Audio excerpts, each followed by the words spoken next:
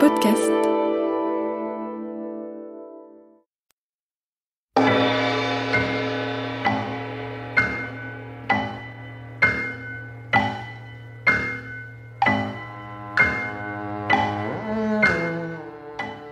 Les maîtres du mystère.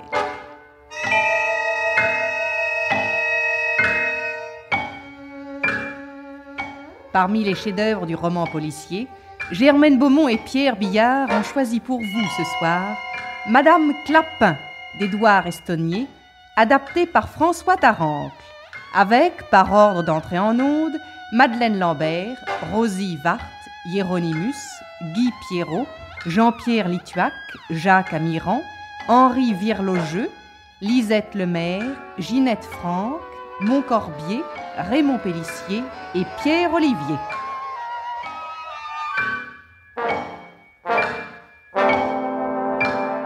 Chronique de Germaine Beaumont et Roger Régent. Bruitage, Gabriel de Rivage. Prise de son, Jean Godet. Opérateur, Charles Marier. Assistante, Marie-Denise Vanda. Réalisation, Pierre Billard. Déjà le vide? Comment faire autrement? On ne tient pas en place quand on ne se sent pas chez soi. Tu sais, toi. Oh, parlons-en. J'ai dû céder ma chambre, je dors dans le salon, mon lit est à la place du canapé, le canapé est en pointe au milieu de la pièce, je ne sais même pas où ranger mon linge, quant à toi, tu couches dans la salle à manger. Et pendant ce temps-là, cette Madame Clapin se prélasse au-dessus de ma tête. Mais elle n'appartient pas aux gens qui se prélassent. Elle occupe, c'est tout. Elle ne parle pas si fort, tu vas la réveiller. 9 mois que ça dure. Justement, au bout de 9 mois, tu devrais être habitué. Voilà 9 mois que cette Clapin, comme tu dis, nous donne les 700 francs qui nous manquent pour parfaire notre mensualité. Tu sais très bien que les rentes diminuent depuis la fin de la guerre et qu'il n'y avait pas d'autre solution pour nous que de prendre une pensionnaire. À moins que, bien entendu, à moins que tu me préfères donner des leçons de piano et que moi, je fasse des ménages. Oh, tu es folle de dire des choses pareilles. Ce sont des vérités. Quand à t'empêcher de dormir, on ne l'entend pas. Peux-tu dire que tu l'entends? Personne n'a jamais fait moins de bruit. Elle se couche tôt et tricote toute la journée dans l'embrasure de la fenêtre. Je pense à la façon dont tu l'as dénichée. Et nous cherchions une pensionnaire. C'était tout naturel. C'était tout naturel d'écrire à Angéline, notre sœur, après tout. Une sœur qu'on n'a pas vue depuis 20 ans. Et une accoucheuse. Une créature qui vit des filles mères. En fait, pensionnaire, elle t'a envoyé une des siennes. Elle m'a envoyé une de ses amies. Une femme convenable. D'âge moyen, tranquille, simple, propre. Et en état de payer d'avance. Oui. On ne sait pas seulement d'où elle sort. Oh, on sait qu'elle se contente de rien comme pension. Un café au lait le matin, un lait le soir, à midi une soupe chaude, un peu de viande. On aurait quand même pu en choisir une autre. Mais qu'est-ce que tu lui reproches à cette femme que tu ne vois même pas? Qui ne sort que pour aller à l'église ou mettre une lettre à la poste. Et qui, depuis qu'elle est ici, n'a reçu que 2 visites. Je te conseille d'en parler, des visites. D'abord, Angéline, il y a 6 jours. Et puis, il y a 4 jours, ce monsieur de Paris qui venait, soi-disant pour lui demander un renseignement qu'elle n'a pas pu lui donner. Oh, c'est lui-même qui me l'a dit en partant, et c'était un vrai monsieur. Comment le sais-tu? On n'est pas osé te le dire, mais après son départ, je suis allé me renseigner à l'hôtel de Paris. Le seul où un voyageur comme ça pouvait descendre. Et effectivement, c'est là qu'il était descendu, et où il a dit qu'il reviendrait à sa prochaine visite. Son nom? Valentin. Un nom d'emprunt, c'est probable. En tout cas, cette visite ne t'a pas beaucoup gêné. Depuis que Madame Clapin est chez nous, tout me gêne. Même nous qui nous entendions si bien et qui ne faisons plus que nous disputer. Et nos amis ne viennent plus nous voir, à commencer par M. Pirêtre qui est si bien. Ouais, il faut l'entendre commenter notre imprudence. Il est juge d'instruction, sa profession le rend soupçonneux. À juste titre. Il voudrait savoir ce qu'elle vient faire à Langres, où bien évidemment elle ne connaît personne. Et d'où elle sort, et à quoi elle ressemble. Que lui répondre? Et l'abbé Bordier? Il la voit la messe? Oui, mais il trouve que nous aurions dû faire une enquête discrète. Tu nous vois à cause de cet inconnu mêlé à une affaire de police. Oh, que vas-tu chercher? Tu dis des bêtises. Oh, très bien, très bien. Et le notaire? Tu l'as encore rencontré? Parfaitement, pas plus tard qu'hier. Je suppose qu'il dit toujours la même chose. Hier, il a insisté davantage. Toujours sans inquiétude au sujet de votre pensionnaire, mademoiselle Cadifon? Toujours bien sûr que vous n'hébergez pas une personne dangereuse? Équivoque? La vie en commun avec certaines personnes? Mais notre vie n'a rien de commun avec elle. Madame Clapin prend ses repas seule dans sa chambre. Ah, elle se cache? Pas le moins du monde. Elle désire simplement être tranquille pendant ses repas. Ma sœur, qui est seule à l'approcher, en fait l'éloge. Et jamais de visite? Sans importance. Il me semblait avoir vu quelqu'un sortir de chez vous la semaine dernière. Une personne qui s'éloignait furtivement, qui avait mauvais air, ça m'a paru singulier. Croyez-moi, soyez méfiante, mademoiselle Ida, soyez méfiante. J'espère qu'il ne faisait pas allusion à la visite d'Angéline. À qui d'autre? Je l'avais vue arriver, elle ne payait pas de mine. Heureusement qu'elle ne s'est pas attardée. On aurait cru une pauvresse. Ou une avare. Ne voulait-elle pas que nous augmentions la pension de Madame Clapin et partager la différence? Tu aurais dû m'appeler. Tu m'as déclaré une fois pour toutes ne plus vouloir la rencontrer. Ça n'empêche pas que tu m'envoyais 3 jours après au renseignement à Tonnerre. J'espère que le notaire n'en a pas eu vent et que ce n'est pas à cause de ce déplacement qu'il m'a parlé hier avec plus d'autorité que de coutume. Oh, cette insistance. Il ne peut tout de même pas savoir que la fameuse clinique d'accouchement n'existait plus. Et ce n'est pas non plus notre faute si Angéline vivait dans une espèce de taudis, ce qui d'ailleurs ne prouve rien. Non, le pire, c'est de l'avoir manqué de si peu. Sa logeuse disait qu'on venait de l'emmener. Mais tu es sûr que ce n'est pas parce qu'elle était simplement malade? Non. Non. La femme était formelle. Angéline était devenue folle, folle alliée, hurlante. Quand on est venu la chercher, elle s'est mise à crier, à frapper, à mordre. On l'a mise presque nue dans la voiture qui la conduisait à l'asile. Oh, je trouve cette crise de folie étrange, si tôt après sa visite ici. Pourtant, elle ne t'a pas paru... M'inquiète seulement. Oui. Instable. Bizarre, mais pas folle. Je te l'ai déjà dit. Et pas moyen de joindre les médecins qui l'ont fait emmener. Il paraît que l'un d'eux habitait Tonnerre autrefois et qu'il l'avait soigné. Comment est-il revenu? L'avait-elle appelé? Et maintenant, on ne peut pas l'abandonner. Il faut retrouver l'asile. Il faut avant tout nous séparer de Madame Clapin. Le malheur est entré chez nous avec elle. Et il faut avant tout que je lui montre son petit déjeuner. Un peu plus, tu me mettais en retard. Ah, c'est vraiment le comble. Une cadifon montant le café du matin à une Madame Clapin. Laisse donc, on ne ressasse pas éternellement les mêmes griefs. C'est intolérable. J'en ai pour un instant.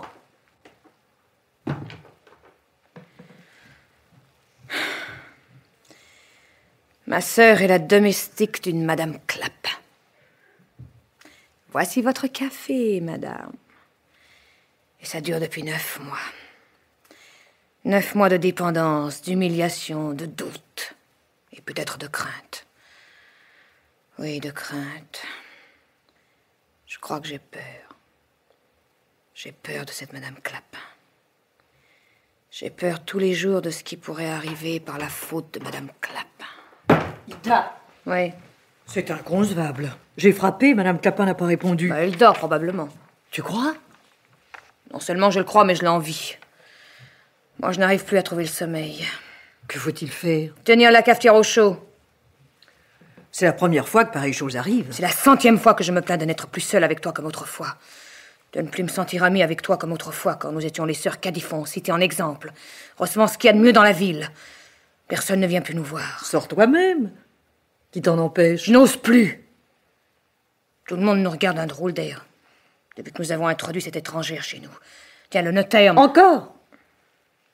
Si tu veux mon avis, le notaire est dans la main de Madame Cormier, notre chère voisine qui nous cherche noires parce qu'elle voulait cette maison, alors que c'est nous qui avons réussi à l'acheter.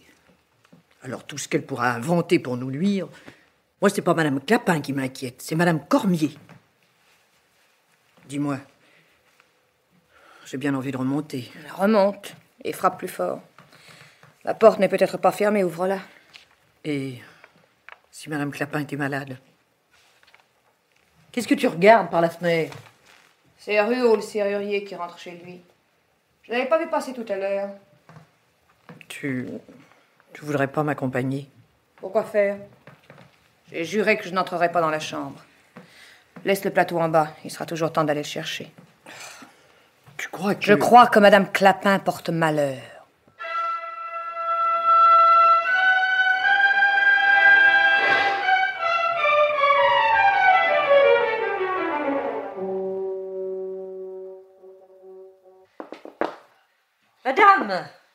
Madame Clapin, c'est moi, Ursule Cadifon. M'entendez-vous? Répondez! Êtes-vous malade? Mon Dieu! Ida! Ida, viens vite! La porte est fermée à clé, je ne peux pas entrer! Non, je viens. Mais qu'est-ce qu'il y a? Oh, mais on peut pas entrer. Attends. Madame! Madame! Oh, quelle histoire! Dis donc, Ursule, elle serait pas partie à la cloche de bois? Oh, mais la clé est à l'intérieur. On ne voit pas le jour à travers la serrure. Elle serait pas morte? Oh, mais dis pas de bêtises. Il faut ouvrir, voilà tout. On ne peut pas rester comme ça. Attends. Faut un serrurier. Attends, Ruo est chez lui, je cours le chercher. Oui, va.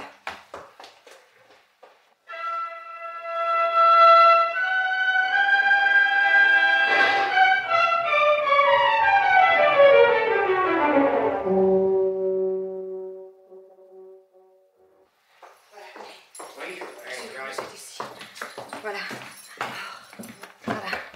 Tenez, je comprends rien, la clé a dû rester bloquée dans la serrure. Oui. On peut plus entrer ni sortir. Eh ben, bonne occasion pour votre dame de sauter par la fenêtre. Enfin, si elle préfère passer par la porte comme tout le monde. Attendez que j'essaye de... Alors, Clé. reprenez-en une autre. Non, mais patience, chère mademoiselle, patience. Elle n'a pas l'air de s'impatienter, elle. Enfin, je veux dire, cette personne, on ne l'entend pas. Attendez, il faut que j'essaye toutes mes clés. Ah! Ça y est, l'autre est tombé, je vais pouvoir ouvrir. Attendez. Voilà. J'ai peur. Alors, on entre? Oui.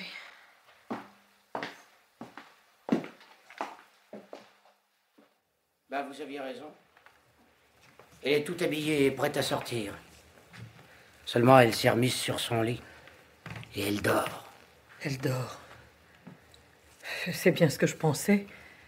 Profondément. Oui. Avec tout le bruit que nous avons fait, c'est drôle qu'elle ne se réveille pas. Secoue-la un peu, Ursule. Madame! Mon Dieu! Mais elle ne bouge pas! Elle est morte! Mais non! Oh, elle respire! Oui. Eh ben, j'aime mieux ma manière à moi de respirer. Hein. Oh, il faudrait peut-être aller chercher un docteur. Il y a le docteur Lecoin sur la place. Mais j'y cours! J'y cours! Et donc, elle a l'air fameusement tranquille, votre dame. Elle respire pas bien fort, hein. Elle respire de moins en moins fort.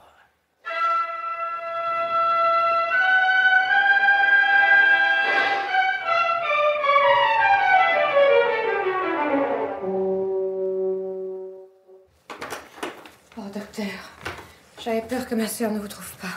Je sortais. Voyons. Tenez, voilà. Rassurez-nous, docteur. Expliquez-nous. Oh, je vous en prie. Que voulez-vous que je vous explique? Vous voyez bien que c'est fini. Fini? Quand je dis fini, je parle pour elle. Pour vous, mesdames, c'est différent. Mais Vous m'avez dit que depuis ce matin, elle dormait ainsi. oui, Singulière idée de se mettre au lit en toilette.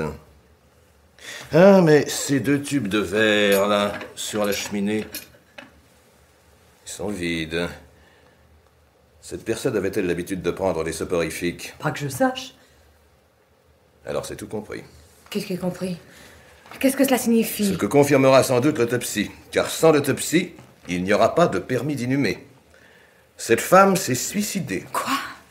À l'enquête maintenant de dire pourquoi. Si elle peut. Je vais prendre les dispositions nécessaires.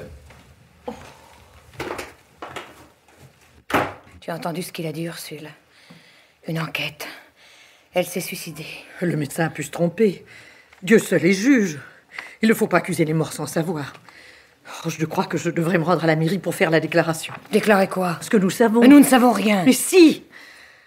Il y a quelque chose que j'aurais dû te dire, qui expliquerait son acte.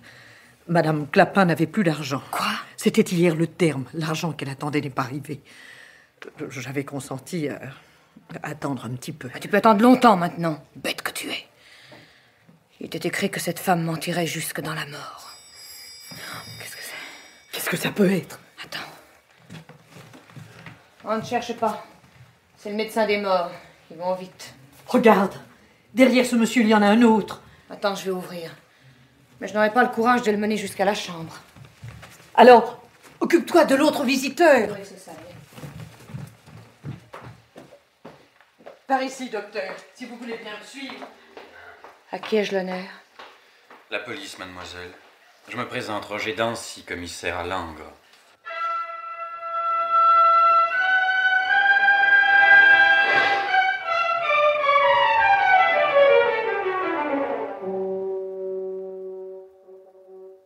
Un suicide banal.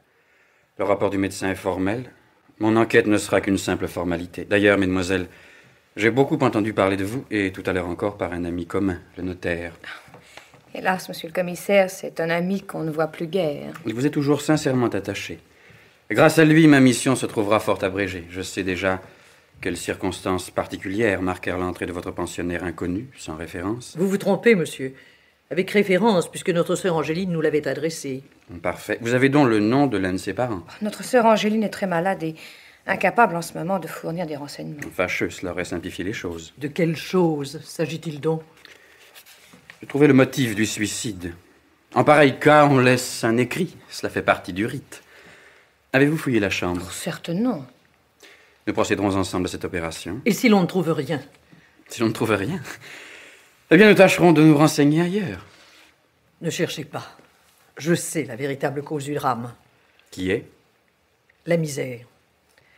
Au dernier terme, Madame Clapin n'avait pas reçu l'argent qu'elle attendait pour me payer. J'aimerais voir la chambre.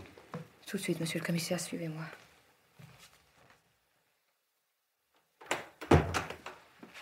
Voyez, c'est ici. Si vous voulez entrer. C'est la seule pièce qu'elle occupait? La seule, oui. Tout ce qui lui appartenait se trouve ici. Tout. Peu de choses, votre sœur doit avoir raison. Est-ce vous qui l'avez habillée? Non, nous l'avons trouvée ainsi. Personne méthodique, soigneuse, vêtements pliés, la clé sur la malle. Rien ne traîne sauf les 2 tubes de Véronal. Elle nous attendait. Elle a brûlé ses lettres dans la cheminée. Son secret tient peut-être dans ce tas de cendres. Il n'en reste rien. Ou presque rien. Juste un débris d'enveloppe, un fragment de timbre. Je vais les examiner, on se trahit parfois pour moins que cela. Elle a été une énigme pour moi.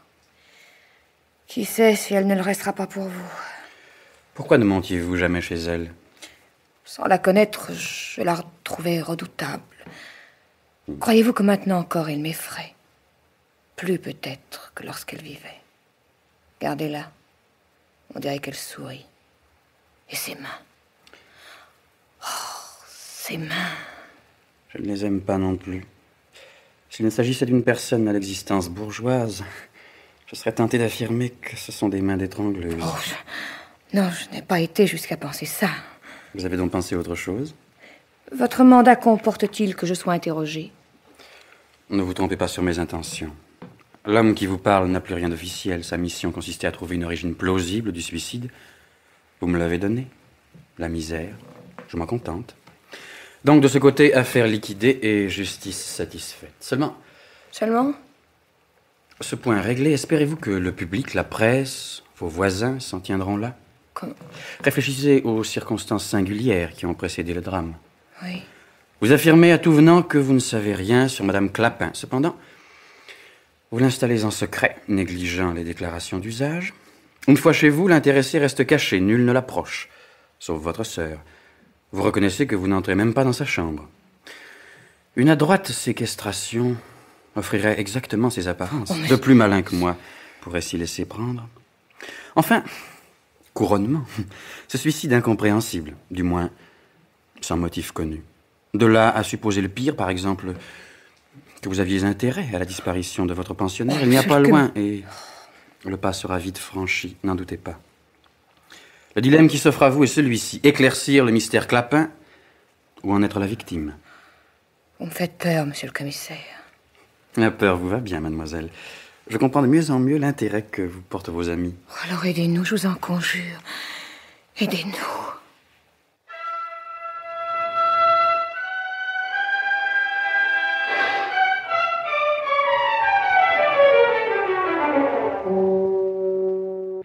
Mademoiselle Ida, je craignais de ne pas vous trouver. N'avais-je pas raison? La ville est dressée contre vous. Quelqu'un semble vous en vouloir activement. Mais qui?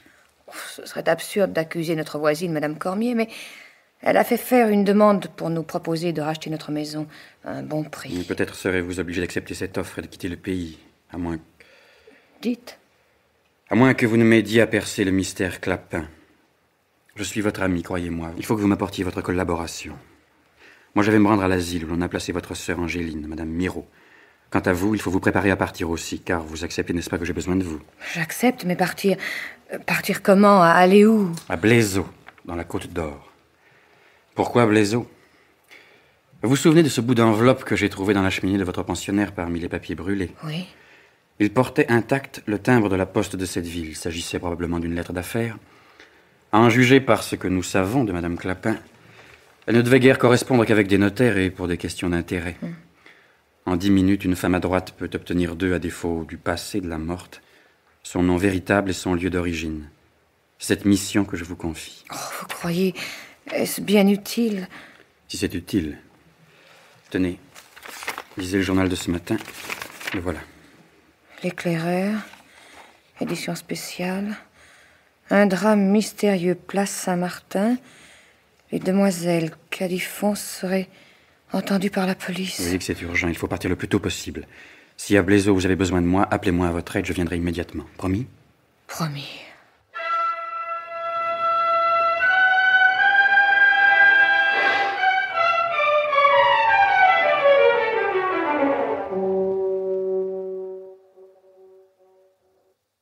C'est la première fois que vous venez à Blaiseau?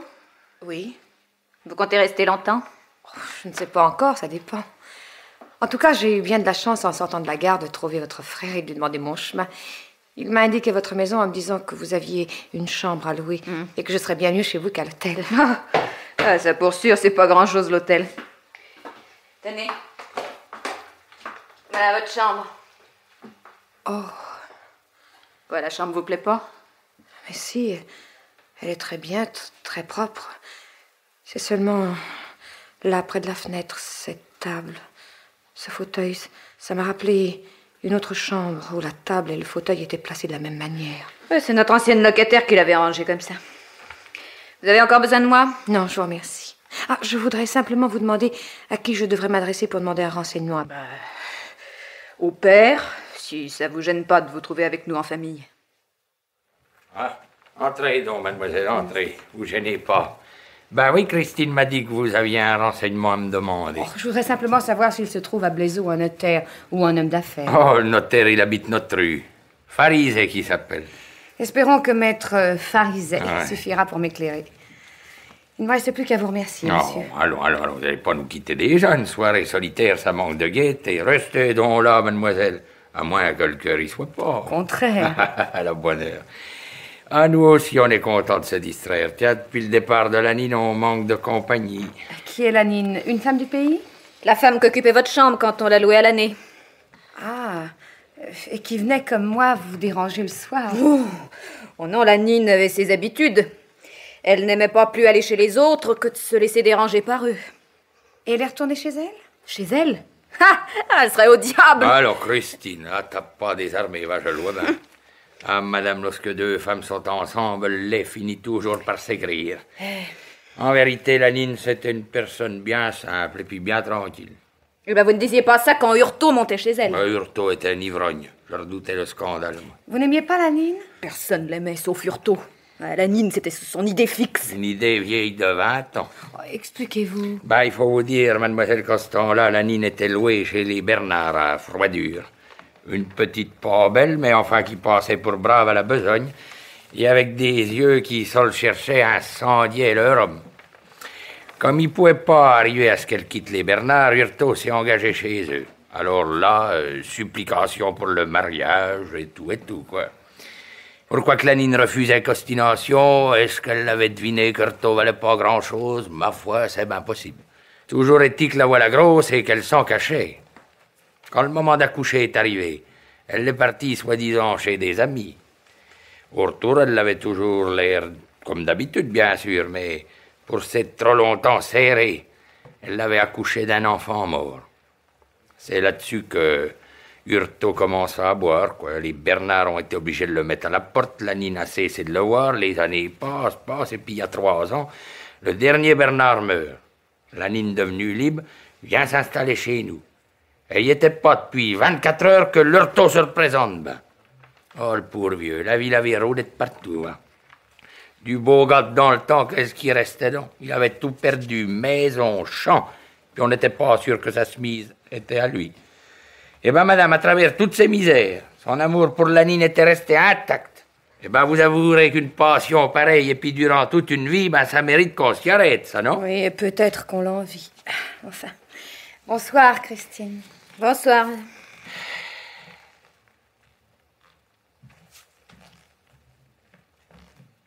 Nine. Madame Clapin. Ce fauteuil, cette table, comme chez nous.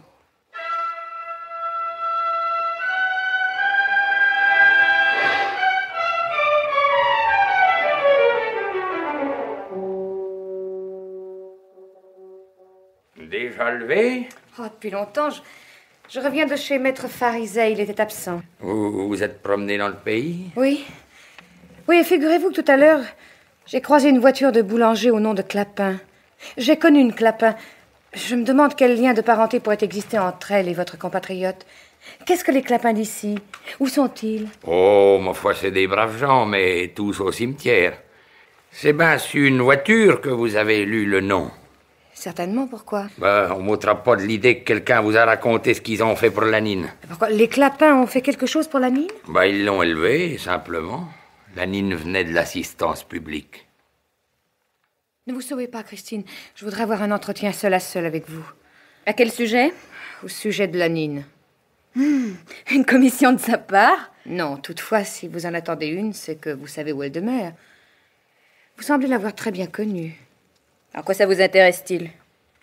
Eh bien, j'ai eu chez moi une pensionnaire du nom de Clapin. Or, je suis persuadée que cette Clapin et cette Nine sont une seule personne. Je veux découvrir quel mystère se cache derrière elle.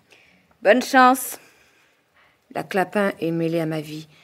Vous pouvez me dire tout au moins quand la Nine a quitté Blaiseau? Non. Oh, ce que je demande n'a rien de compromettant. Mais pourquoi vous lui demandez pas? Elle est morte. Morte? Est-ce bien sûr? Depuis quand? 4 jours. Allez, parlez maintenant. Lanine a quitté Blaiseau il y a 10 mois. Et elle a pris le nom de Clapin. Elle vous faisait peur? Elle quittait pas sa chambre, mais elle savait toujours ce qu'elle devait ignorer. Elle avait un œil de chat. Elle a quitté le pays en emportant les secrets de tout le monde. Même les vôtres? Possible. Alors vous voilà soulagée. Parce qu'elle est morte. Ah, j'ose pas y croire. Ces êtres-là ne meurent pas. Ce qui m'étonne, c'est ce que j'ai appris hier soir. Quoi? Ses amours avec Heurtaud. J'avais imaginé sur son compte quelque chose de terrible. Le passé de Lanine ne me semble pas la taille de la Clapin. L'histoire n'était qu'un commencement. Vous ne voulez rien dire? Non. Vous avez peur d'une morte? Et vous? Vous ne voulez pas m'aider? Aller à Froidure, il y a à peine 1 heure de marche. Chez les Bernard? Il n'y a plus de Bernard. Il n'y a plus qu'une maison à vendre.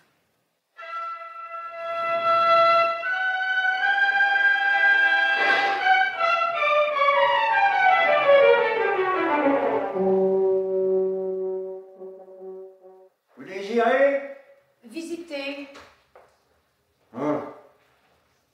Inscrivez votre nom et votre adresse sur le registre. Oh, mais je ne sais pas si je donnerai suite. Oh, mais ça fait rien, c'est l'usage. Bon, comme vous voudrez. Tenez. Quelle est la superficie du parc? 12 hectares. Claude Mur. Ah bon? Les bâtiments sont considérables. Oh oui, mais il n'en occupait qu'une partie. Puis-je voir? Bon, si vous voulez, et par ici. Oh, singulière entrée. Mais elle donne sur la cuisine. Ça lui faisait pas honte. Et quelle cuisine? C'est un taudis. Il y a vécu 20 ans sans réparation, quoi, c'est tout. Et ça, là, qu'est-ce que c'est? Sa chambre. Sans fenêtre? Et ce réduit? La chambre de son ami. Lanine? Ah, on vous avait prévenu. En tout cas, vous pourrez pas dire qu'elle s'était mise loin pour le soigner. Ni qu'elle avait des goûts de luxe. Il a été malade longtemps. Mort subite. Ah. Quoi, qu'est-ce que vous supposez? Ils ont vécu 22 ans ensemble sans que personne ait jasé. C'est preuve qu'ils s'accordaient, non? Tu es Bernard, pour ce que ça devait y rapporter, hein. Qui vous parle de ça? Oh, les gens sont si méchants. Vous faites allusion au procès? C'est parce qu'on a voulu la déposséder. Elle n'a pas tout perdu, elle a gardé les terres. Oui. Ah ben, c'est l'essentiel. Un château sans terre ne vaut pas grand-chose, vous le savez bien. Alors la propriété vous intéresse pas? Sans terre, non. Bon, tant pis. Mais si je pouvais racheter... Ah non, trop tard, elle a vendu. Tout? Il y a 1 an. Mais alors elle est riche. Bah, sans doute. Qu'a-t-elle fait de cet argent? Bah, allez donc y demander. Bonsoir, madame.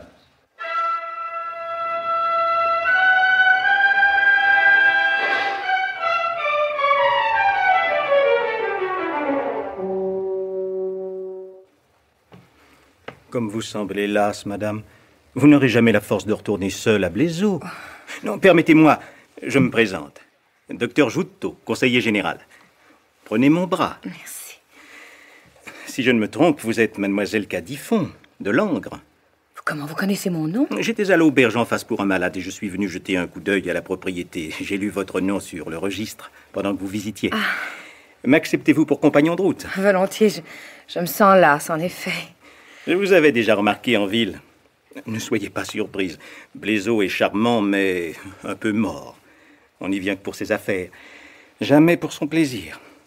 C'est ce qui me fait penser que vous voulez acheter le château Bernard. J'y ai songé, mais je n'y pense plus. On m'avait parlé d'une propriété à vendre dans des conditions avantageuses et ce que j'ai vu... Vous l'avez vu sous un n'est mauvais pas- jour, guidé par un gardien abruti et misanthrope. Non, ne regagnez pas Langres sur une déception. En réalité, l'affaire est magnifique. Et je crois de mon devoir de vous renseigner. Vous êtes trop aimable. Ah non, non, j'en fais une affaire personnelle. J'ai une passion, la politique. Or, il importe beaucoup pour moi qu'avant les élections, disparaissent du pays tous les ferments de division qui a jeté cette vente. Ils ne disparaîtront qu'avec l'installation d'un nouveau propriétaire. Et en principe, je suis pour l'acheteur, quel qu'il soit. Oui, mais ce que j'ai vu dépasse mes moyens. Sans doute n'avez-vous parlé qu'au notaire. Il allait dans l'ongle. Si vous vous adressiez directement aux héritiers, vous auriez de meilleures conditions. Allez les voir. Ils habitent Tonnerre. Ah, Tonnerre. Vous connaissez? Non, mais ma sœur y habitait. Si vous y allez quelquefois, comme je le suppose, peut-être l'avez-vous rencontrée, Madame Angéline Miraut. Madame Angéline Miraut. Oui. C'est possible. Je ne suis pas très sûr. Ah, oui, oui, voilà qui me revient. Cette dame Miraut avait pour amie une de mes anciennes clientes. Madame Clapin, peut-être. Justement, Oui, admirez ce hasard, Madame Clapin est notre pensionnaire. puisque l'occasion s'en présente, pourriez-vous me donner des nouvelles de cette chère femme dont je ne sais rien depuis longtemps? Mes rapports avec elle ont toujours été assez rares. Si je ne me trompe, sa santé ne donne aucune inquiétude. Allons, tant mieux, tant mieux.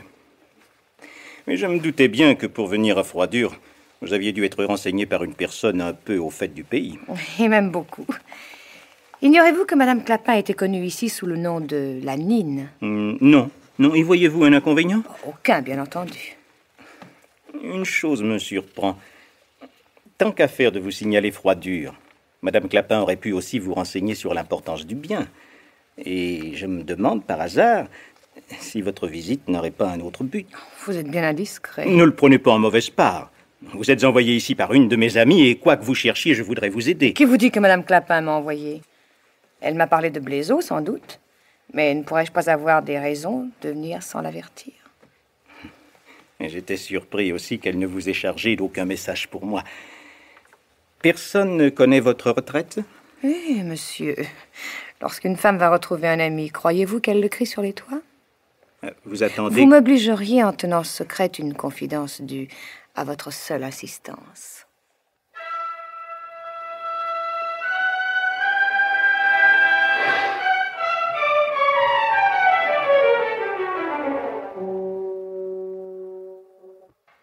Ah, mademoiselle, je vous attends depuis 2 heures. Vous avez reçu une visite ce matin après votre départ. Il reviendra ce soir. Qui? Joutteau, le médecin. Oh, il n'a pas eu la patience d'attendre, il est venu au-devant de moi, il me quitte à l'instant. Donnez-moi vite du papier et de l'encre, s'il vous plaît. Et vous avez parlé? Très peu. Et lui? Plus qu'il ne croit. Il sait tout au sujet de la Nine. Je le crois, oui. Rendez-moi un service. Portez ce télégramme à la poste, tout de suite. Entendez-vous tout de suite. Vous appelez un commissaire? Mais vous allez mettre le feu aux poudres? Ne craignez rien, c'est un ami. Je touche au but. La dernière partie est trop forte pour moi. Je préfère que ce soit lui qui la joue. Demain, Christine, demain. Demain, il n'y aura plus de mystère.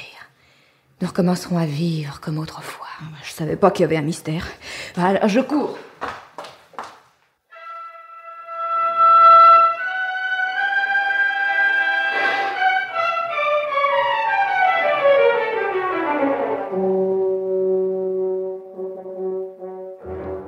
Oh, je désespérais de votre arrivée.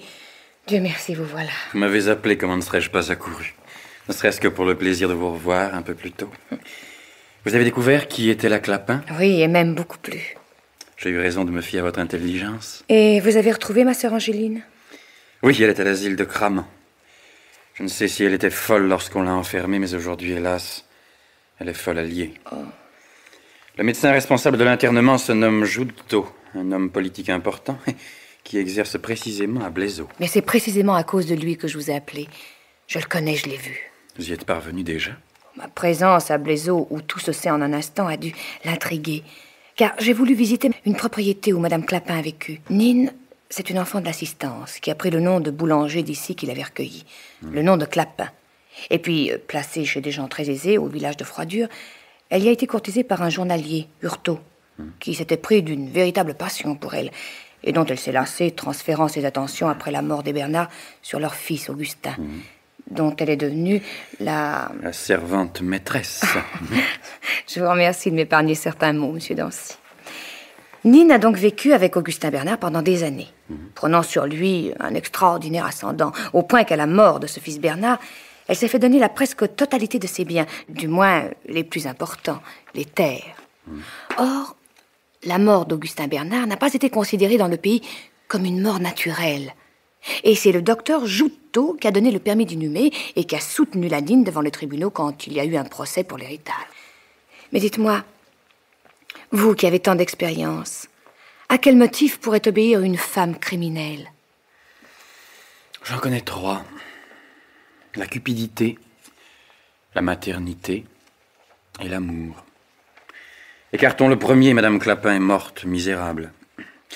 Il est vrai qu'elle a pu dissimuler une fortune là où nous n'irons jamais la chercher. La maternité, elle n'a jamais eu d'enfant. Ah, pardon, elle en a eu un d'Hurtaud. Je n'y attache pas beaucoup d'importance, car cet enfant serait mort en naissant. Elle l'a mis au monde à Tonnerre, chez ma sœur, et c'est Giusto qui l'a accouché. Mort en naissant? Qui nous le prouve? De toutes les passions qui commandent un cœur de femme, la maternité est sans doute la plus noble. Car, en connaissez-vous, de moins soucieuse des moyens, de plus ingénieuse dans ses calculs, de plus déroutante dans son action. Elle possède toutes les audaces, elle pratique toutes les patiences, elle survit à l'ingratitude d'un enfant, à son oubli, voire à sa haine. Oui, c'est possible. Mais je répète toutefois que l'enfant est mort. Tout le monde s'accorde pour l'affirmer.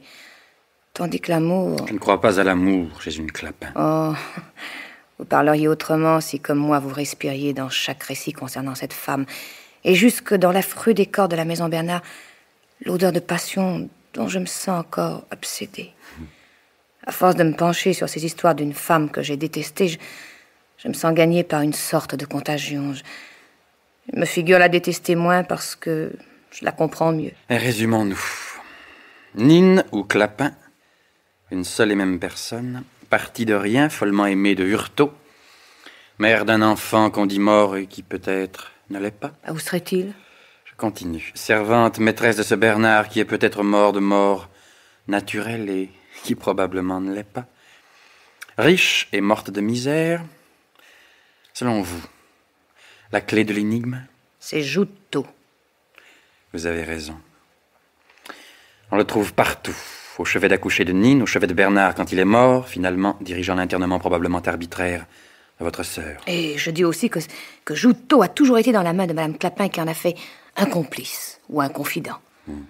Je l'ai senti pendant mon entretien avec lui.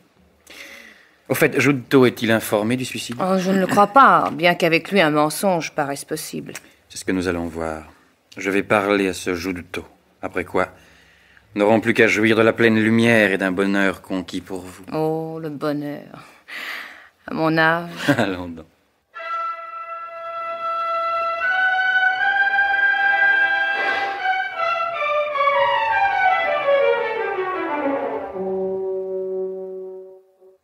Giunto. Oui, monsieur.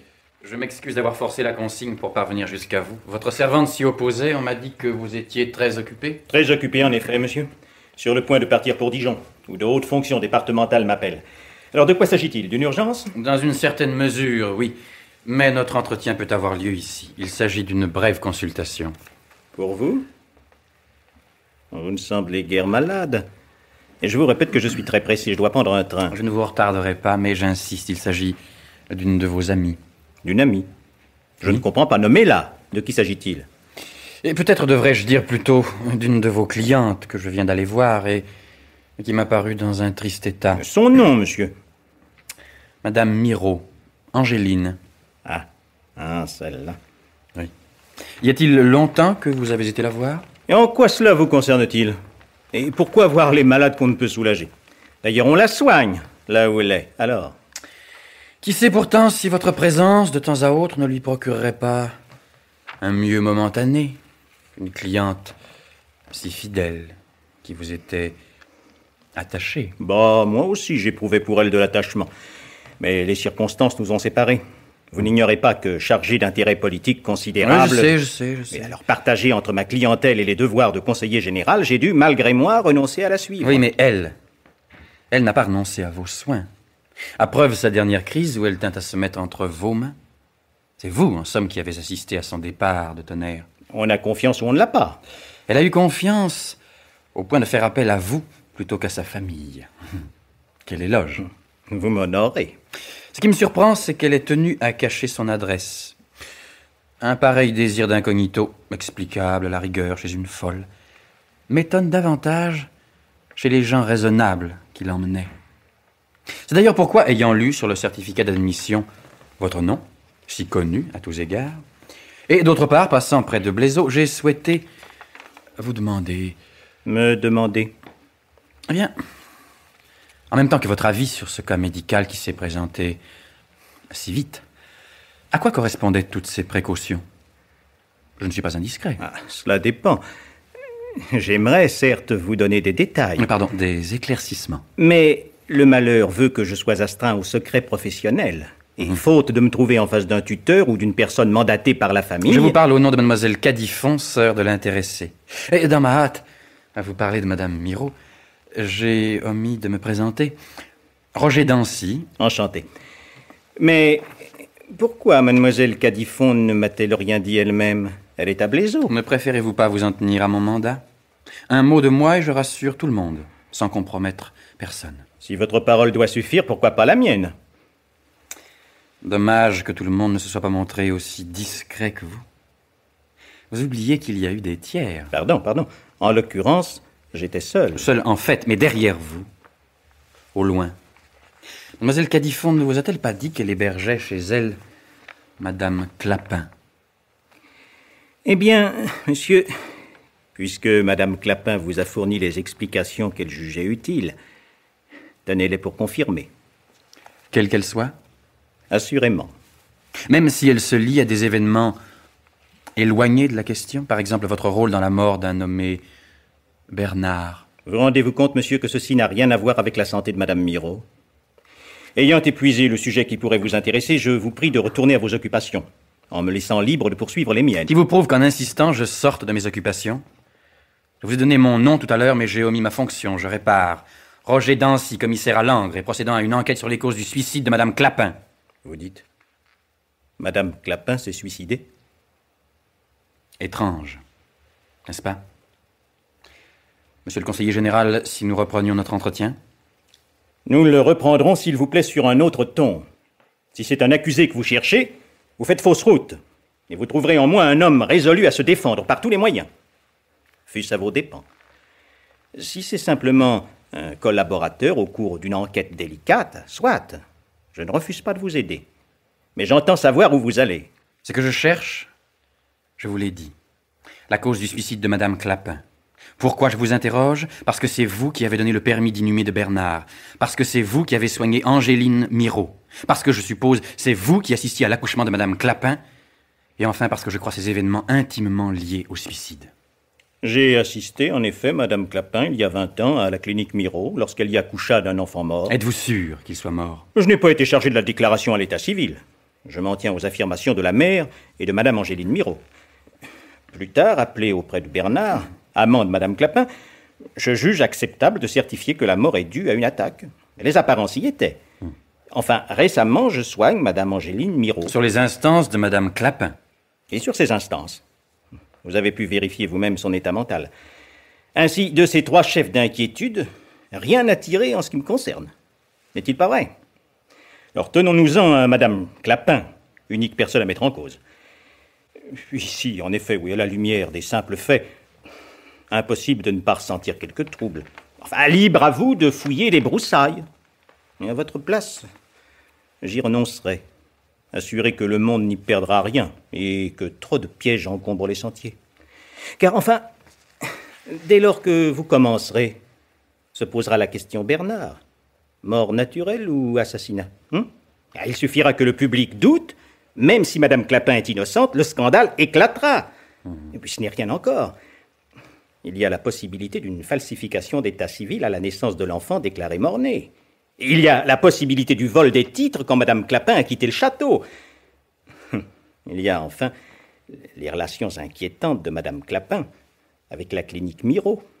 Relations qui, sans doute, amèneront plus d'une découverte fâcheuse pour Madame Miro. Et par contre-coup, pour cette demoiselle Cadifon, dont vous souhaitez défendre les intérêts. La seule évocation du testament Bernard devant un tribunal a mis pendant 3 ans ce pays en révolution, alors que sera si vous évoquez le reste?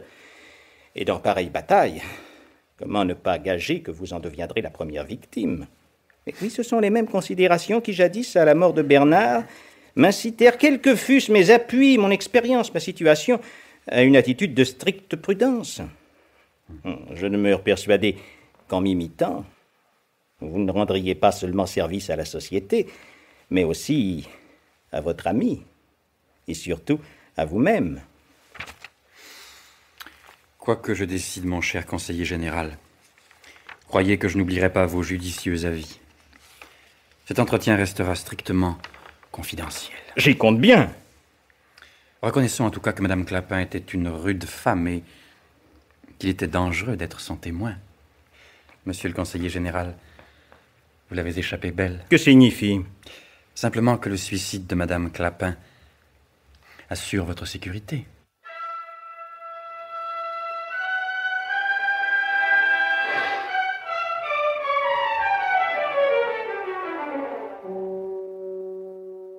Comme vous avez été long.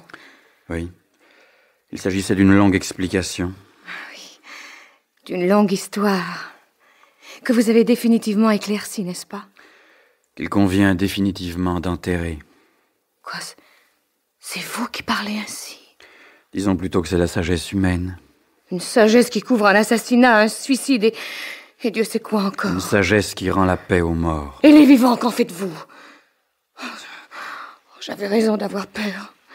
Plus que jamais, Langres va nous condamner. Il est trop tard pour savoir la vérité, Ida. Nous sommes sans preuve. Le témoignage d'Angéline Miro n'aurait aucune valeur. Mais il y a au moins quelqu'un qui pourrait peut-être parler. Qui cela? Vous avez oublié le visiteur de Madame Clapin? Celui qui avait promis de revenir. Il venait demander des renseignements, non les fournir, puis... reviendra-t-il? Oh, laissez-moi le croire. Ne serait-ce que pour moi. Je le souhaite de tout mon cœur. Allons, la nuit va bientôt venir, laissez-moi vous ramener à Langres. Non, c'est inutile, laissez-moi. Je n'ai pas peur de la nuit. Elle est en moi.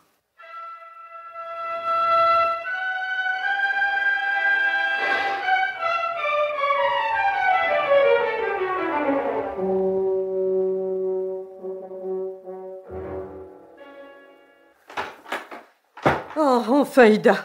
Te voilà, te voilà. Mais oui, Ursule. Oh, ma chérie, enfin de retour. Quel bonheur. Tu m'attendais à ce point? Mais j'ai pas cessé de penser à toi, de trembler pour toi. J'ai pas l'habitude d'être sans toi.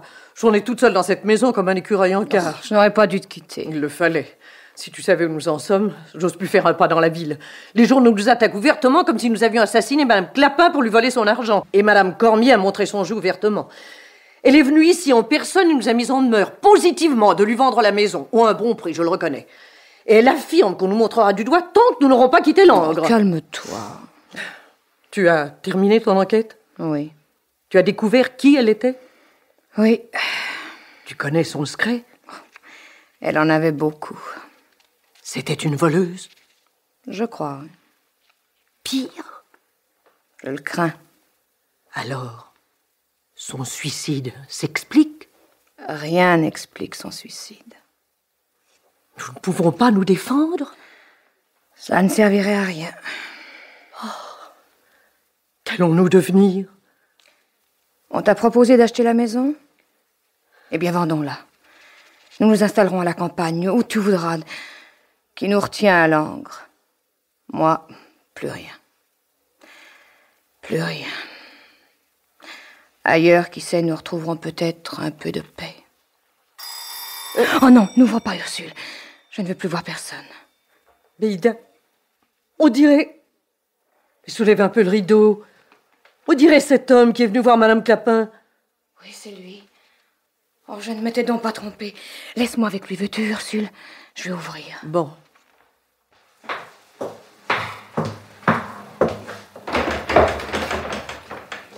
Je suis mademoiselle Ida Cadifon. Ma sœur est sortie. Entrez, monsieur. Je crois que vous êtes déjà venu, n'est-ce pas? Vous êtes bien monsieur Valentin? Mademoiselle, je n'ai plus aucune raison de dissimuler mon identité. Je suis le comte de Valude. Voulez-vous me suivre au salon, s'il vous plaît?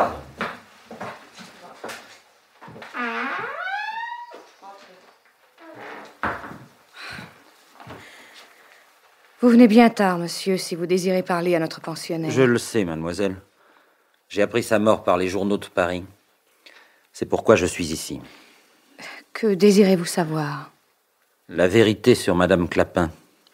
À quel titre, monsieur? C'est une longue histoire, mademoiselle. Longue et confidentielle. Vous pouvez être assuré de mon entière discrétion. Il me faut remonter près de 20 ans en arrière. J'avais une sœur que j'aimais tendrement et qui habitait aux environs de Tonnerre. C'est dans une clinique de cette ville qu'elle mit au monde une petite fille que je recueillis à la mort très prématurée de ses parents et que j'ai élevée et que je chéris comme ma propre enfant. Or, il y a quelque temps, j'ai reçu une lettre de chantage. On prétendait dans cette lettre qu'il y avait eu substitution d'enfants. Ma nièce serait morte, elle aurait été remplacée par la fille d'une souillon dite la Nine, laquelle, devenue riche, aurait fait passer toute sa fortune dans notre famille grâce à des complaisances louches. Et vous m'écoutez, mademoiselle? Je vous écoute, monsieur, très attentivement, croyez-moi. Continuez, je vous prie. La lettre m'était adressée par une inconnue, une dame, Angéline Miraut. Elle prétendait que la Nine était votre pensionnaire. Vous avez déjà vu Madame Clapin à ce sujet, monsieur. Ne vous a-t-elle pas rassuré? Pas suffisamment. Aussi lui ai-je dit que je reviendrais. Et voilà que presque au lendemain de ma visite, elle s'est suicidée. Je crois, monsieur, que le suicide de Madame Clapin n'a rien à voir avec votre visite. Je puis vous affirmer qu'elle s'est tuée pour cause de misère. Réellement? Oui, monsieur. Réellement. La police vous le dira. Mais son nom? Le nom de jeune fille de Madame Clapin? On n'en connaît pas d'autre que Clapin. Elle n'a jamais été mariée. Elle ne s'est jamais appelée Nine? Elle n'a jamais eu d'enfant? Non, monsieur. Alors cette Angéline Miraut que j'ai essayé de joindre à Tonnerre et dont on m'a dit qu'elle était folle, est folle vraiment? Oui, monsieur. La lettre que vous avez reçue est une lettre de folle. Et vous semblez la connaître? Hélas, monsieur, c'est une parente qui a essayé de nous atteindre à travers vous. Ah, vous me rendez la vie, mademoiselle. Je souhaite à votre nièce d'être et de rester heureuse. Adieu, monsieur. Ida, j'ai tout entendu, j'y comprends rien. Pourquoi tu fais ça? Pourquoi tu mentis? Je me suis souvenu de certaines paroles de monsieur Dancy. Et moi aussi, j'ai menti. Par sagesse humaine. Belle sagesse qui couvre... Chut. Une sagesse qui rend la paix aux morts. Je ne comprends pas. Oh, il ne s'agit pas de comprendre. Il suffit de savoir saluer les passions qui nous dépassent. La plus belle, la plus redoutable des passions. Celle qui a toutes les audaces, toutes les patiences, tous les désintéressements. Laquelle? Celle qui fait que sur son lit de mort volontaire, une femme sourit. Devine.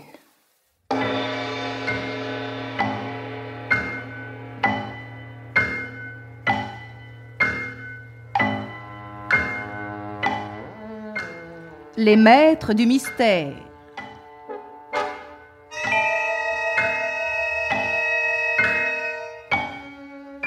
Parmi les chefs-d'œuvre du roman policier, Germaine Beaumont et Pierre Billard ont choisi pour vous ce soir Madame Clapin d'Édouard Estonnier, adapté par François Taranque, avec, par ordre d'entrée en onde, Madeleine Lambert, Rosie Wart, Hieronymus, Guy Pierrot, Jean-Pierre Lituac, Jacques Amiran, Henri Virlogeux, Lisette Lemaire, Ginette Franck, Montcorbier, Raymond Pélissier et Pierre Olivier.